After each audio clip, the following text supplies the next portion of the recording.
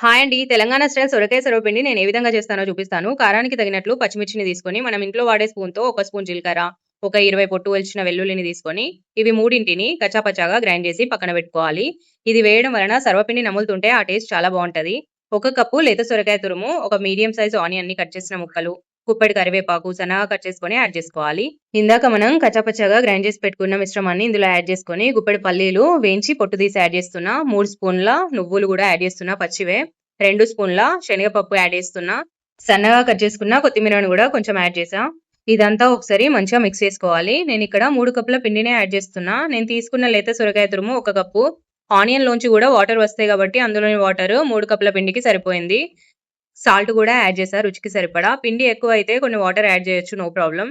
నేను లేత సొరకాయ తీసుకున్నా కాబట్టి అందులో వాటర్ క్వాంటిటీ ఎక్కువగా ఉంది. పిండి చూడండి ఈ కన్సిస్టెన్సీలో ఉండాలి. మీరు సొరకాయ తురుములో పిండిని కలిపేటప్పుడే ఈ కన్సిస్టెన్సీ వచ్చిన తర్వాత పిండి కలపడం ఆపేయండి. నేనైతే డైరెక్ట్ పిండి ఇంత పడతదని నాకు తెలుసు కాబట్టి వేసేసాను. మీకలా తెలవలేదంటే సొరకాయ తురుము ఉంటది గదా! ఆ తురుములో కొంచెం కొంచెం పిండి యాడ్ చేసుకుంటూ ఈ కన్సిస్టెన్సీ వచ్చేంత వరకి పిండిని యాడ్ చేసి తర్వాత ఆపేసేయండి. ఇప్పుడైతే నేను ఒక గిన్నె తీసుకొని అందులో ఈ విధంగా చూపిస్తున్నట్లు కొంచెం ఆయిల్ యాడ్ చేసి ఒత్తుతున్నాను. నేను చిన్న గంజును వాడుతున్నాను. ఫ్లేమ్‌కి తగ్గట్టు గంజును వాడడం వలన ఈవెన్‌గా కాలుతదనమాట. మాకు బయట అమ్మినట్టు అన్ని సమానంగా రావాలి సర్వపిండిలో అని అనుకుంటే సేమ్ సైజ్ గంజులు వాడాలి. మధ్యలో ఇలా హోల్స్ పెట్టుకొని ఆ హోల్స్ ఉన్న ప్లేస్‌లో ఆయిల్ అయితే వేసేసాను. మూత పెట్టుకొని ఒక 10 నిమిషాలు లో ఫ్లేమ్‌లో ఉడికిస్తే మన సర్వపిండి అయితే రెడీ అయిపోతది.